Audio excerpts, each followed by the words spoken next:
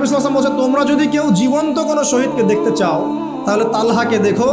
তার শরীরে প্রায় 60 থেকে 70টা দাগ ছিল, তারপরে তিনি শহীদ হন নাই সেদিন। আল্লাহ পাক তাকে হেফাজত করেছেন।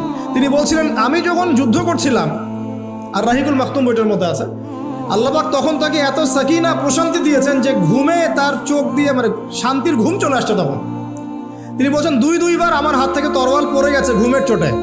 চিন্তা করতে পারেন, যুদ্ধ হচ্ছে, আল্লাহ পাক তাকে শান্তির ঘুম দিয়ে দিচ্ছে চোখের মধ্যে। দুইবার অস্ত্র মানে তরোয়াল পড়ে যাচ্ছে হাত থেকে ঘুমের চোটে। তিনি শেষমেশ শহীদ হন নাই। নবী সাল্লাল্লাহু আলাইহি ওয়াসাল্লামকে ঘাড়ে নিয়ে উঠেছেন উহুদ পাহাড়ের উপরে। নবীজি বলছেন, তোমরা কেউ জীবন্ত শহীদকে দেখতে চাও, তালহাকে দেখো, সে জান্নাত ক্রয় করে নিয়েছে। আবু বকর রাদিয়াল্লাহু আনহু বলতেন, উহুদের দিনটা হচ্ছে তালহার দিন। তালহা যে বীরত্ব দেখিয়েছে উহুদের দিনে, সে এই কাজ দিয়েই ইনশাআল্লাহ জান্নাত ক্রয় করে নিয়েছে।